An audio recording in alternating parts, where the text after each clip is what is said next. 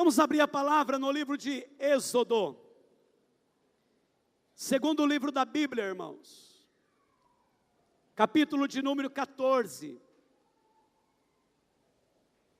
a partir do 5º versículo. Êxodo, capítulo 14, a partir do 5º verso.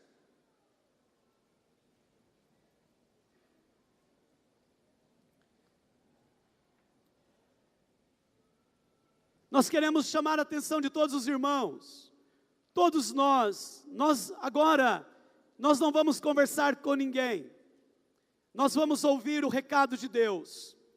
Todos os irmãos, seja aqui à frente, mais atrás, no mezanino, note bem essa palavra, Deus tem um recado para cada um. E às vezes nós conversamos e o irmão que está atrás, ele perde a palavra que Deus quer falar com ele. Então vamos estar todos nós bem atentos nesta hora. Diz assim a partir do 5º versículo: sendo, pois, anunciado ao rei do Egito que o povo fugia, mudou-se o coração de Faraó e dos seus oficiais contra o povo, e disseram: que é isto que fizemos, permitindo que Israel nos deixasse de servir? E aprontou Faraó o seu carro, e tomou consigo o seu povo, e tomou também 600 carros escolhidos, e todos os carros do Egito, com os capitães sobre todos eles, porque o Senhor endureceu o coração de Faraó, rei do Egito, para que perseguisse os filhos de Israel. Porém os filhos de Israel saíram afoitamente, perseguiram-nos os egípcios, todos os cavalos e carros de Faraó, e os seus cavalarianos e o seu exército, e os alcançaram acampados junto ao mar, perto de Piairote, defronte de Baal-Zefon. E chegando Faraó, os filhos de Israel levantaram os olhos, e eis que os egípcios vinham atrás deles, e temeram muito. Então os filhos de Israel clamaram ao Senhor. Disseram a Moisés: será por não haver sepulcros no Egito, que nos tiraste de lá, para que morramos neste deserto?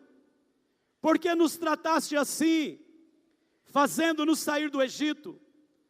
Não é isso que te dissemos no Egito: deixa-nos para que sirvamos os egípcios? Pois melhor nos fora servir aos egípcios do que morrermos no deserto. Moisés, porém, respondeu ao povo: não temais, aquietai-vos e vede o livramento do Senhor que hoje vos fará. Porque os egípcios que hoje vedes, nunca mais os tornareis a ver. O Senhor pelejará por vós, e vós vos calareis. Só mais um versículo. Disse o Senhor a Moisés: por que clamas a mim? Dize aos filhos de Israel que marchem. Deixa a sua Bíblia aberta, e os irmãos podem assentar nesta hora.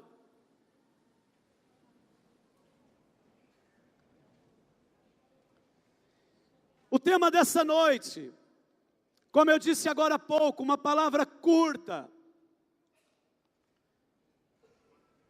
Nós temos a ceia do Senhor, e queremos receber essa palavra com o coração bem aberto. O nosso tema é caminhos que me assustam. Caminhos que me assustam. Amados, quem aqui já fez uma viagem difícil?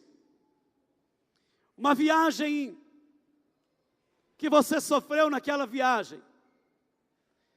Uma viagem que você disse: eu não deveria ter vindo, não deveria ter feito essa viagem. Na verdade, quando isso acontece, nós sofremos, não é? Porque nenhum de nós gosta de enfrentar momentos difíceis. Aliás, deixa eu perguntar aqui, alguém aqui gosta de enfrentar momentos difíceis? Alguém aqui está orando, pedindo para Deus piorar a sua vida? Não, acho que não. Alguém aqui dizendo: Senhor, olha, dificulta um pouco aí. Não. Senhor, complica um pouco aí minha vida. Não.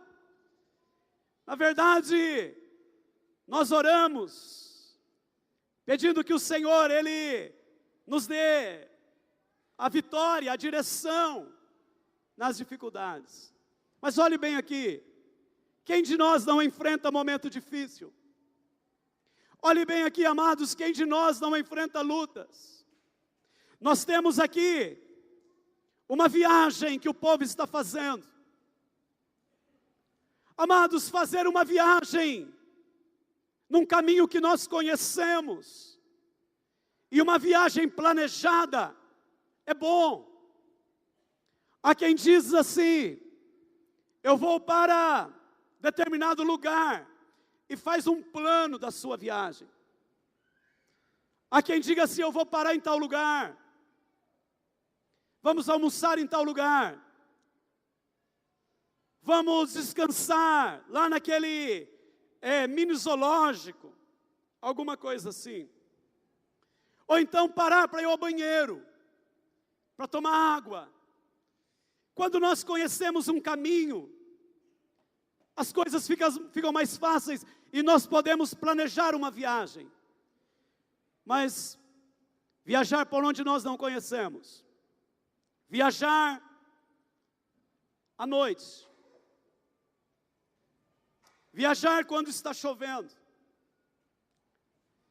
num caminho que nós não conhecemos, nós dependemos do farol. Sem farol não dá para a gente ir. E a gente faz uma viagem e nós ficamos tensos. Há momentos que o melhor é parar aquela viagem, é dar um tempo, é descansar, é dormir, porque a situação pode se tornar muito complicada. Nosso texto fala de uma viagem. Olha bem aqui, nós encontramos uma viagem do povo de Deus, e uma viagem em que Deus está guiando. Quando nós pensamos isso, então, nós dizemos só alegria. Viagem do povo de Deus. Deus está guiando. Domingo nós pregamos sobre a coluna de fogo, a nuvem. Durante o dia uma coluna de nuvem, à noite uma coluna de fogo. Então é dizer, vai tudo bem, não vai ter problemas. Mas amados, e um amadurecimento na fé. Amados, e o que Deus quer fazer na nossa vida, nas lutas? Queridos, e os testemunhos? Então eu quero rapidamente te chamar para olhar nesta viagem, e nós vamos avaliar nossa vida. Nesta viagem nós temos um caminho que me assusta, um caminho que te assusta, mesmo sendo o povo de Deus, e sendo guiado por Deus. Nessa caminhada, nós aprendemos que há caminhos que não são esperados, ou há situações no caminho que não são esperadas. Há fatos que nós não esperamos. Há situações que vêm provar a nossa fé. Talvez você esteja passando por uma situação que vem provar a sua fé.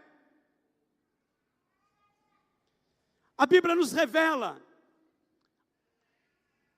que o caminho com o Senhor nem sempre é o caminho mais curto.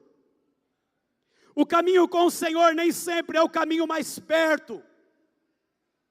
Segura aí, irmãos. O caminho com o Senhor nem sempre é o caminho mais fácil. Nem sempre é o mais cômodo. o caminho que nós caminhamos com o Senhor e fazemos com o Senhor, muitas vezes parece não ser lógico, parece que as coisas, elas não batem como nós gostaríamos que batessem do ponto de vista humano. Israel está sendo conduzido por Deus e de repente eles param em frente ao Mar Vermelho. Um obstáculo. Olha aqui para mim, irmãos. Meu Deus, Deus não está conduzindo. Olha aqui, queridos, guarde uma coisa nesta noite. Mas a nuvem não está conduzindo o povo? É a pergunta.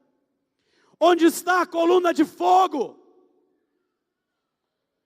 Nós estamos sendo conduzidos pela nuvem, sendo conduzidos pelo fogo, e de repente nos deparamos com um grande, intransponível obstáculo. Amados, quem está aqui que não teve a experiência de enfrentar uma coisa que não esperava? O povo não entendeu porque estava passando por essa situação. Quando você lê o versículo 10, versículo 11, eles ficam interrogando: será por não haver sepulcros no Egito que nos tiraste de lá, para que morramos nesse deserto? Olha aqui a pergunta: por que nos trataste assim, fazendo-nos sair do Egito? Sabe, queridos, podemos no nosso caminhar ter situações que provam a nossa fé. Quero nessa noite perguntar a você, se você está enfrentando situações que estão provando a sua fé. Quero chamar você e fazer uma pergunta: você tem promessas de Deus que ainda não se cumpriram? E de repente você está questionando alguém na sua família que está enfermo, problemas emocionais, problemas físicos, há problemas conjugais, problemas familiares, problemas com filhos. Segura aí, varão de Deus. A doença, talvez morte. Em cada uma destas áreas, nós somos suscetíveis a decepções. Às vezes olhamos e perguntamos como. Na verdade, Deus não perdeu o controle e Ele está nos conduzindo. E nós lembramos de João 16:33. Tenho-vos dito essas coisas, para que tenhais paz em mim. No mundo tereis aflições, mas tende bom ânimo, eu venci o mundo. Em segundo lugar, quando nós somos guiados por Deus, além de podermos encontrar coisas que nós não esperávamos, nós também vemos situações que ninguém pode explicar. É verdade. Amados, nós olhamos e vemos que esse povo chega diante do mar. Deus vai fazer algo que ninguém pode explicar. Deus vai fazer algo que nem o servo imagina que Ele vai fazer. Nem a pessoa mais cheia de fé imaginaria que Deus fosse abrir o mar. Agora olha bem para mim, o ímpio jamais entende, nem o da fé entende, muito menos o ímpio. Se você olhar no versículo 3 deste texto, Faraó, quando vê o movimento do povo de Deus, ele diz: esse povo está embaraçado. O povo de Deus também não está entendendo. É interessante, porque nós, como seres humanos, trabalhamos no campo da lógica, trabalhamos no campo da razão. Segura a igreja, porque Deus trabalha no campo da fé. Deus trabalha no campo da obediência. Deus não trabalha como nós no campo da lógica e nem na nossa visão humana. É inimaginável que o mar vá se abrir. O povo está diante do mar, ninguém está entendendo nada. Eu preciso profetizar sobre a sua vida. Se você não está entendendo e tem um grande obstáculo diante de você, levante os teus olhos para o alto. Deus sabe o que Ele vai fazer na tua vida. Deus sabe, porque Ele caminha no campo do extraordinário, no campo da fé. Ninguém vai entender, muitas vezes o crente não entende. Como nós falamos, o ímpio também não entende. Segura a igreja. Mas o caminho é seguro quando nós conhecemos quem está no controle. Levante a sua mão e dê glória a Deus. Diga comigo, o caminho é seguro quando nós conhecemos quem está no controle. Deus é demais. Vai conduzir o seu povo no deserto. Isso já é um grande milagre. Mas mais do que isso agora, Deus vai fazer o seu povo atravessar no meio do mar. Vai abrir o mar. Irmãos, eu preciso lembrar de algumas coisas. Me lembro de José, filho de Jacó. Deus preparou um caminho para ele, mas ele passou pela cova e passou pelo cárcere. Olha bem aqui para mim, Deus não perdeu o controle da vida dele nem um segundo. Eu posso lembrar também de Daniel. Foi lançado na cova dos leões porque buscava a Deus. Ninguém sobreviveria naquela situação. Mas Deus estava no controle. Daniel, ele fica no meio dos leões. E no outro dia, quando ele é chamado, ele está vivo. Porque Deus não perdeu o controle da sua vida. Posso me lembrar de Sadraque, Mesaque e Abedênego, que foram lançados na fornalha, aquecida 7 vezes mais. Mas Deus não perdeu o controle. Aquela fornalha foi aquecida. Os soldados que os lançaram foram queimados na boca da fornalha. Mas aqueles homens andavam em cima das brasas, porque o Senhor estava no controle. Nós podemos caminhar, mesmo diante das inquietações, dos obstáculos intransponíveis, confiando, se nós sabemos que Ele está no controle da nossa vida. Quando sabemos que Ele está no controle, vamos adiante. Davi vai enfrentar o gigante. Tinha o trono preparado, mas tinha um gigante no caminho. E então, Davi olha para ele e diz: eu vou contra ti, em nome do Senhor dos Exércitos. Olha aqui para mim, Davi está dizendo: tem um controlando a minha vida, tem o Senhor controlando a minha história. E eu hoje aqui, Deus estava falando ao meu coração, enquanto estava naquela cadeira, você que está passando por uma situação que parece não ter solução, só entrega nas mãos do Senhor, deixa Deus assumir o controle, porque quando como Ele fez com o povo, fez com Daniel, fez com José, fez com Davi, todos eles trilharam o caminho preparado por Deus, e chegaram no lugar que Deus tinha preparado para as suas vidas. Assim é com você também, nesta noite aqui. Assim é com você na sua história. Irmãos, eu estava agora há pouco abrindo a Bíblia, no livro de Naum, capítulo 1, versículo 3, diz que Deus, segura aí, tem o seu caminho na tormenta, e Deus tem o seu caminho na tempestade. Olha aqui, está passando por tormentas, está passando por tempestades, Naum 1:3. Deus tem o seu caminho nas tormentas.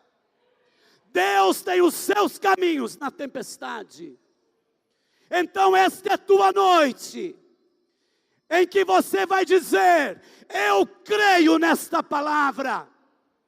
É só saber quem está no controle das nossas vidas. Deus no controle, segura aí. Ele envia o sustento. Quando nós vamos um pouco adiante na caminhada do povo, Deus mandou o maná, 40 anos. Quem pode levantar a sua mão e dar um glória a Deus?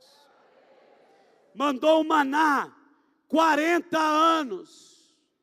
Caía diariamente o maná.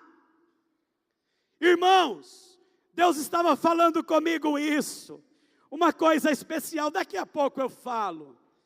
Ah, querido, Deus nos sustenta na vida material. Fui moço e agora sou velho, diz o salmista. Jamais vi um justo desamparado, nem a sua descendência mendigar o pão. Quem crê nessa palavra, levante a mão e diga glória a Deus. Deus fez jorrar água da rocha na vida desse povo. O povo está indo, e Deus, para saciar a sede, faz brotar água da rocha. Deus nos sustenta emocionalmente. Eu quero profetizar uma cura, um sustento, maravilha de Deus na vida emocional, de cada irmão, de cada irmã, de cada mãe, de cada pai, de cada filho. Aqui nesta noite, Deus nos sustenta emocionalmente. Mas eu preciso terminar. O caminho de Deus tem a atmosfera do milagre. Eita glória! Vem o que nós não esperamos, mas Ele está no controle.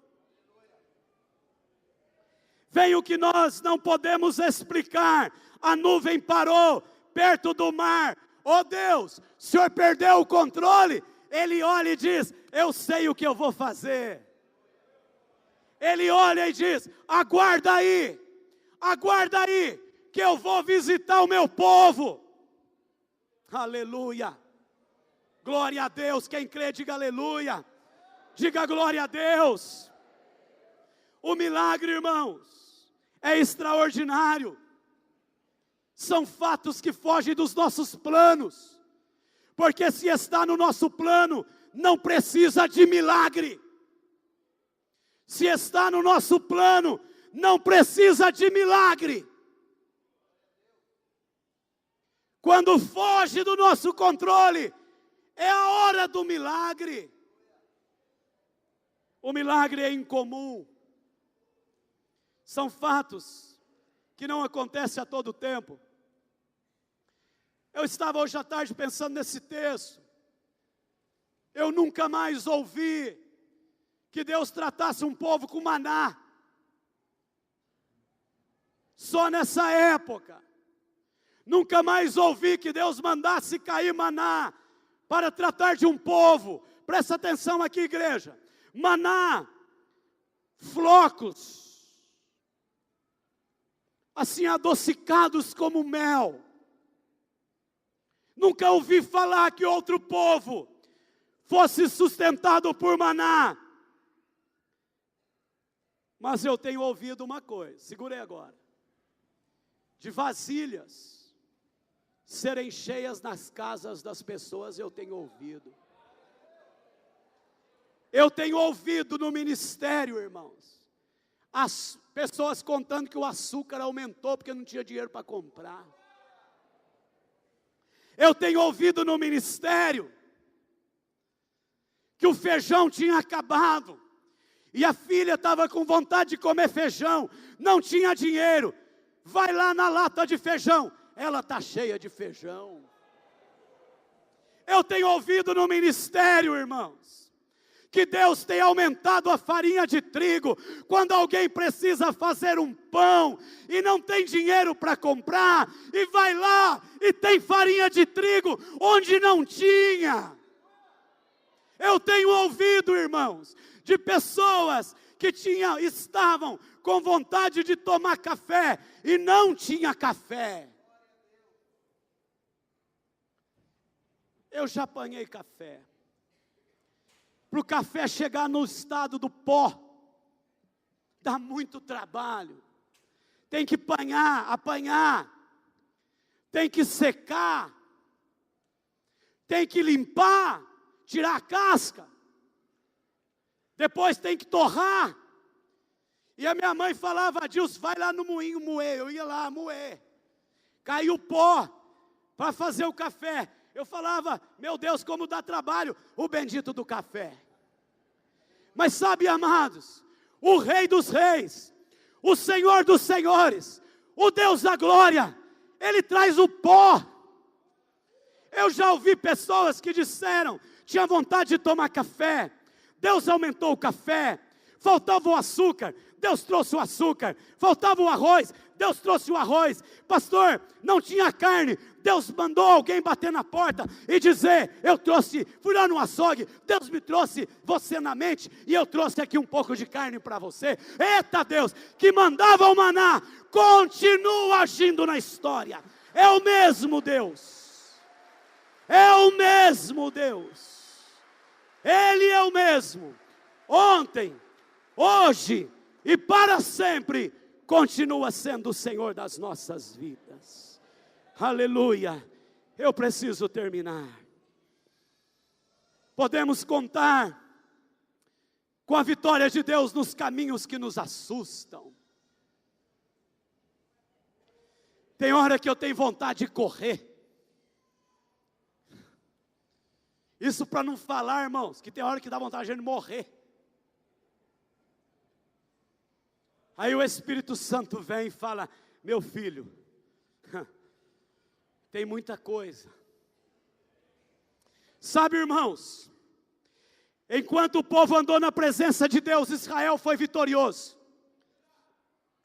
Venceu os egípcios, venceu os cananeus, venceu Jericó, venceu Ai, venceu os reis. Nós nessa noite precisamos levantar os olhos e ver a grandeza de Deus. Quem dirige a tua vida, quem dirige o teu caminhar, quem dirige a tua história, se é Ele, você pode até se assustar, como eu, mas Ele está no controle. A atmosfera do milagre está manifesta. Talvez você diga: pastor, eu perdi a força. Orei para Deus me dar força, e Deus me deu dificuldade. Já aconteceu isso com você? Você já não estava bom. Aí você ora e fala assim: Deus me dá força. Aí Deus manda mais um problema. Aí Deus fala assim: eu vou te fazer forte. Aí você fala: Deus me dê sabedoria. E Deus me deu problemas para resolver. Estou querendo sabedoria e Deus manda problema. Aí você diz: Deus me dê coragem. E Deus me deu perigo para superar. Talvez você diz: Deus me dê amor para com o rebanho, para com as vidas. E Deus me coloca pessoas com problema. Eu falo: Deus, a senhora ouviu errado. Eu queria sim um ambiente de amor. E eu pedi amor. Você diz: Deus, olha o que está acontecendo. Eu preciso hoje falar uma coisa para você aqui, antes de orar. Eu não recebi tudo que eu pedi, da maneira que eu pensei. Mas eu recebi tudo que eu precisava. E da maneira como eu precisava. Da maneira como Deus quis me guiar. Não recebi do jeitinho que eu pedi, mas lá na frente eu vi que o de Deus era melhor. E nesta noite eu vou profetizar que Deus não há somente de livrá-lo, mas Ele também vai lhe ensinar uma lição inesquecível desta história que você está enfrentando, e vai reverter esta história em salmos e cânticos, para a glória dEle e para a tua alegria, no nome de Jesus. Fique em pé. Viviane, vem aqui no teclado. Aleluia, aleluia, aleluia. Caminhos que me assustam. Aleluia. Glória a Jesus. Olha bem aqui, ninguém se movimente agora.